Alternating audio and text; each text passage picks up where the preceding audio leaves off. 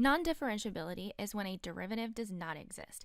Each of these functions has no derivative when x equals 1. A hole, a jump, a vertical asymptote, a sharp turn, or a vertical tangent.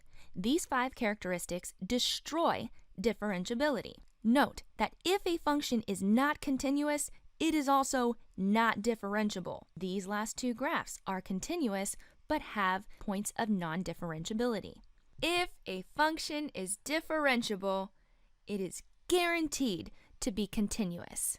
Find the x values where f of x is not differentiable and give a reason for each. F of x equals absolute value x. Remember from your parent graphs, that is a v. What's wrong with a v?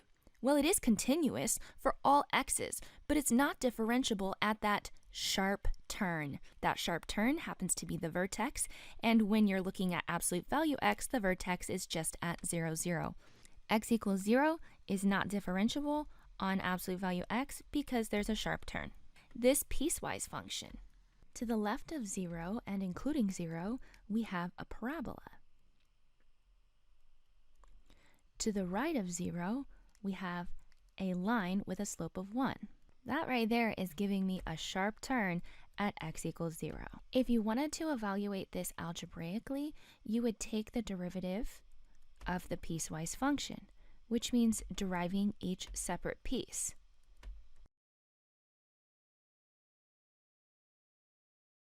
Now you know the derivative to the left and the right, and so all you have to do is plug in the value which you're trying to figure out if there's a sharp turn at, and if you get the same value, so 2 times 0 is 0, but when you plug in 0, well, there's no place to plug it in, so you just get 1.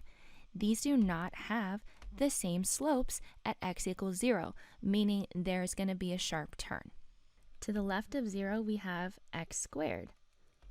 To the right of 0, we have x squared plus 1. It's been shifted up 1. That's definitely a jump or a break in the graph at x equals 0. If you went straight toward checking the derivative, you would match up the slopes on either side and maybe think that this was differentiable. But because there's a jump, it's not continuous, then it's definitely not differentiable at this value. So make sure you check the continuity before checking the differentiability, because not continuous destroys any differentiability. X over x does reduce. So we have a reduced form of our f of x function, and that's 1 over x minus 1. What happens when you have a value that reduces? That gives you a hole. Ours happens to be at x equals 0. A hole is a removable discontinuity.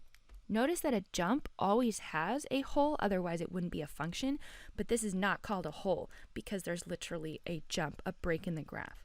A hole is called removable because only one point is required to turn it from not continuous into continuous at that value. X minus 1 is still in the reduced form, so that means that x equals 1 is going to be a vertical asymptote. The first thing I notice is that a cube root function will have a vertical tangent line at its point of inflection. So this one's pretty easy. The vertical tangent occurs at x equals 0. But if you wanted to evaluate this algebraically, you could derive using the power rule.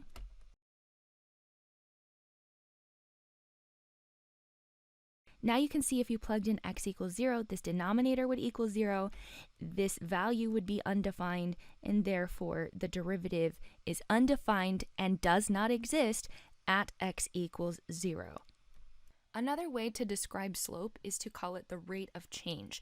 In Algebra 1, you learned average rate of change, which was just the slope between 2 points. And in calculus, you're learning instantaneous rate of change. What is the slope at just one particular x value? The derivative. So we're going to find the average rate of change and the instantaneous rate of change for f of x. If our interval is 10 to 30, I need to find out what is the y value at 10 and what is the y value at 30.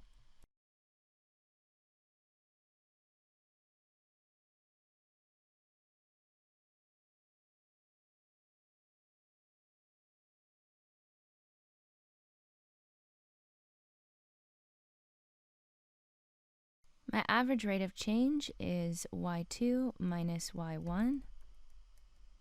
over x2 minus x1.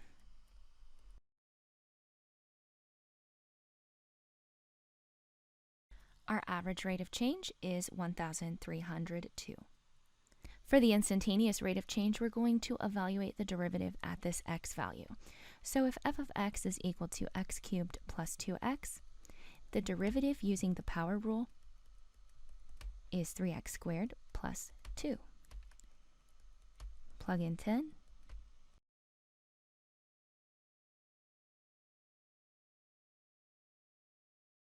And f prime of 10, or the instantaneous rate of change at x equals 10, is 302.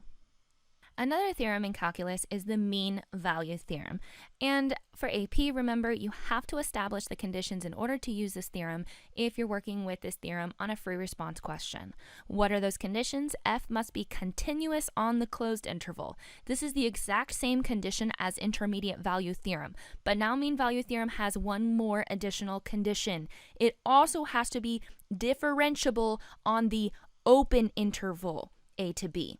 If those two conditions are met, then you can use the mean value theorem, and the mean value theorem states that the instantaneous rate of change at some value is equal to the average rate of change on an interval. Informally, our average rate of change, the slope of the secant line, will equal the slope of a tangent line somewhere on this interval as long as these conditions are met.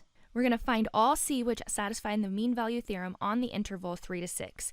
First of all, we must establish the conditions. The only place where f of x is not continuous is at x equals 0. But our interval is 3 to 6, so that's fine. We have established that f is continuous on 3 to 6. What about differentiability? If you notice, this is a rational function. A rational function is differentiable in all areas except vertical asymptotes and holes. Because there's nothing to reduce here, and we've already taken care of the vertical asymptote at x equals 0 and it's not on our interval, then yes, f is also differentiable, the open interval 3, 6. Now that we've established the conditions, let's go ahead and use the mean value theorem. How do we do that? We want to find when the average rate of change is equal to the instantaneous rate of change. So first we're going to evaluate the average rate of change, which means finding f of 3 and f of 6.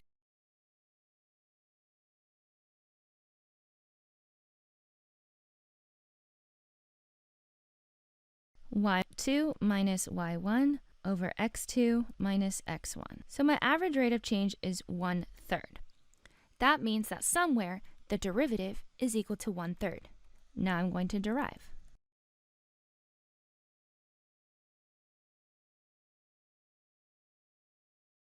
Now we're looking for where does the derivative equal the average rate of change. So where does 1/3 equal 6 over x squared? I decided to cross multiply. And when you square root, you get plus or minus 3 root 2. Now we want to find all the c values which satisfy the mean value theorem on this interval, so the negative version is not going to be one of our c's. But 3 root 2, is that between 3 and 6? Yes, it is. So the x value for which the instantaneous rate of change is equal to the average rate of change is 3 root 2.